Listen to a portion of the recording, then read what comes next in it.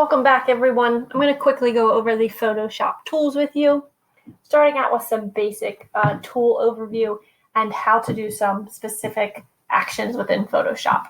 So first, I'm going to show you how to open an image. Okay, so when I open an image, you'll see over here in the layers panel, okay, that it'll come up as background automatically. So to open an image, I simply just go File, Open. Okay. There I have my image. You'll notice again that here it says background. Now it is automatically locked. Anytime you bring in an image into Photoshop, it's going to automatically lock it. You cannot come up here and unlock it. You have to double click it. So I'm going to double click, say OK, and now it calls it layer 0. You can call it any layer you would like. Now, the next thing I'm going to do is show you how to resize your image.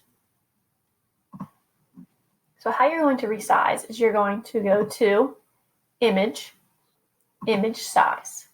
Okay, so it's automatically right now, here is your pixels. Okay, so the width and the height, and then you have your document size. Now, that is the same here. Now we, again, want inches because we will be printing. Okay, notice the resolution is very low. We need to change this to at least 300. So I'm going to come in here and change it to 300. And you'll notice the pixel dimension will get larger. So we'll say, okay. Okay, much larger. To zoom out, remember, you can come down to the corner down here and adjust, or I'm going to do Control and the minus. Okay, there we go. So next, let's talk about cropping our image. So I'm already actually on it. Cropping is this 5th tool down, okay? And cropping, okay, I can crop this area down, okay? Or I can actually make my document size larger. Okay, and you'll see all this behind here. So this is effective when I want to blend 2 images into one, okay? I'm not going to do that right now, but I just wanted to show you. So when I do this, and I want this to be done, I have to come up here, or I can just push enter, okay, so I can click, and it'll adjust it. So let's say I accidentally did too much. I can come over and do Edit, Crop, or Control Z. Now, in Illustrator, if you do Control Z, you'll continue to step backwards, back, and back. If you do Control Z in Photoshop, it's going to take you back and forth between those 2 adjustments that you just made. So watch, Control Z, Control Z. Control Z, Control Z. If I want to step backwards even farther, okay, so let me go back, Control Z, and now make this smaller. Say okay. Now watch, Control Z. Now if I do Control Alt Z, okay, Control Alt Z, it is going to step me backwards each time. Okay, so again, Control Z goes back and forth between 2 actions. Control Alt Z will take you backwards multiple steps. Okay? We talked about resizing. Okay? So now let's go into removing a background. Okay? So that is where we are going to use this tool right here. Okay? We have a couple behind this one. So we have the Quick Selection tool and the Magic Wand tool. Now, the Magic Wand tool I'm going to use to remove the sky out of this image. So I'm simply going to click. Okay, so what the Magic Wand tool is doing, it is recognizing an area that looks somewhat similar that thinks I want to select. Okay, so I'm going to click up here. Okay, and to add more, okay, so if I keep clicking, it's just going to click a different area. Okay, so to add more, I can do a couple things. I can click, click.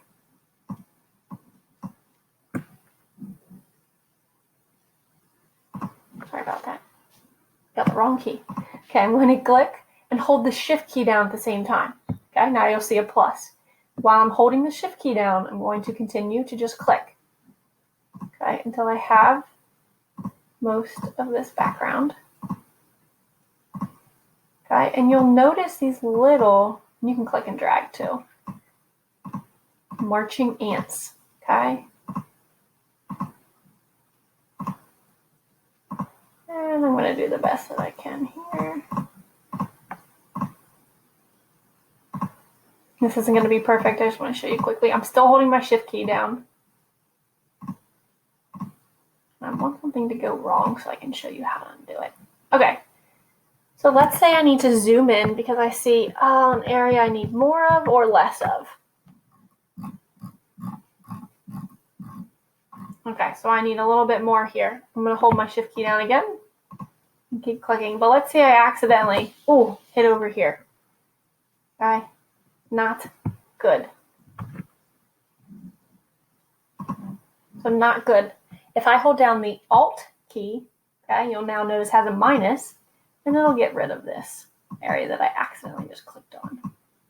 Okay, let me come over here, click this area, holding down my shift key at the same time as clicking.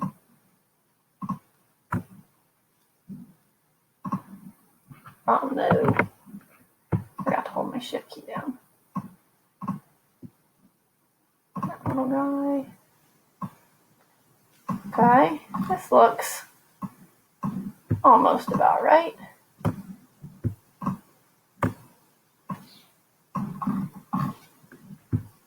Just click everything up. Okay, let's zoom out.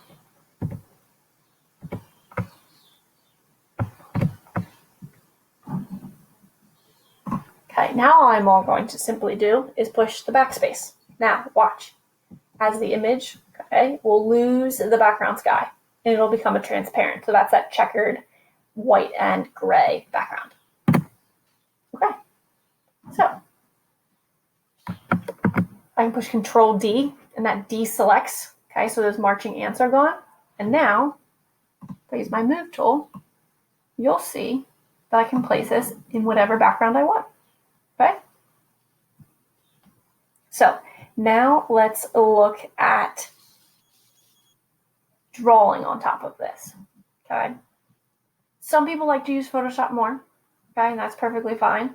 But I just, again, want to show you these different tools.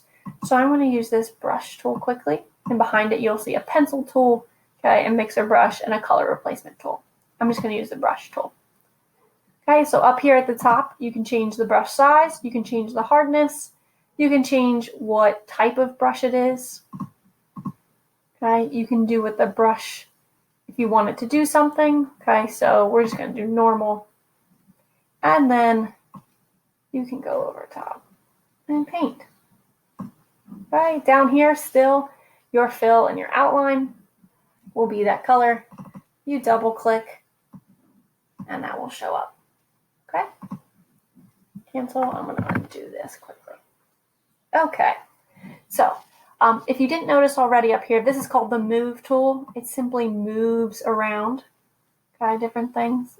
Not technically a selection, it's more of a move tool. Okay, next we have our Marquee tool. This is basically just grabbing an area. Okay, we're going to use the Magic Wand tool. Okay, actually, let me deselect this so you don't get confused.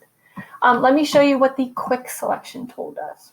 Okay, so this looks like this. So let's say down here, I wanted to get rid of this river right here. Okay, so if I click and drag, continue to click and drag. Now I don't have to hold anything down. Okay, it is going to decide what it wants to get rid of. Okay, click an area, click. I need to show what I want more, so I'm going to click and drag.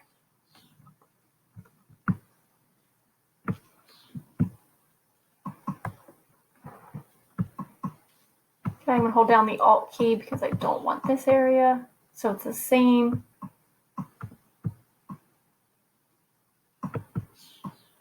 As with our Magic Wand tool.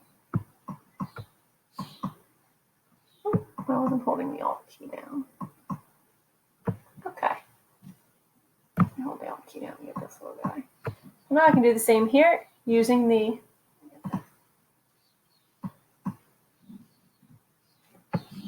Quick Selection tool. I can get rid of this river. Okay. So we looked at the Crop tool.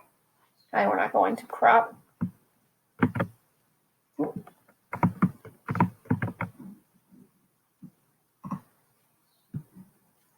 Okay, this is our eyedropper tool. It works exactly like it does in Illustrator. So if I want this purple or I want this blue, I simply can see it show up here.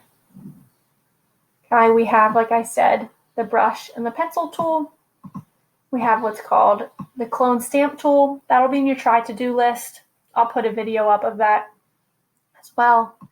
We also have your eraser tool. Okay, so you can just deselect this. Okay, so you have your eraser tool, and you'll notice up here at the top, I can change the size and the hardness. So right now it's not very hard. So if I were to go over top of it, you can still see some of the background. Okay, so if I change the hardness, very hard.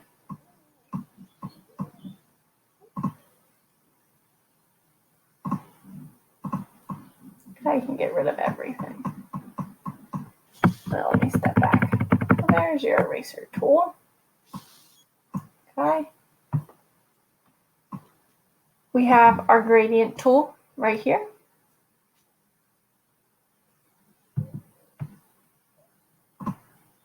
Okay. We have what's called the smudge tool. Won't really use that as much. Okay. We have the pen tool, which is somewhat different from the pen tool in Illustrator. This pen tool is mainly used for, let's say we want to take out a specific area where we have these marching ants. We can use the pen tool to create a line, okay, basically using dots, to select and remove an area. Okay. We have a text tool, works just the same. Click and drag. Hello. How are you? Let's change this font color so that you can see it.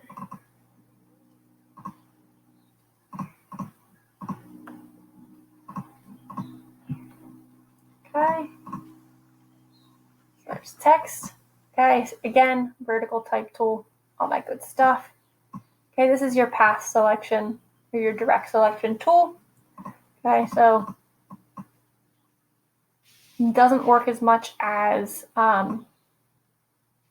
your selection and direct selection tool on Illustrator, only because you have different layers every time. So if you notice over here, when I brought that text in, it's going to make it a new layer over here.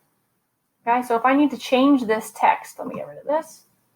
I need to double click on the T here, and then I can come over here and say,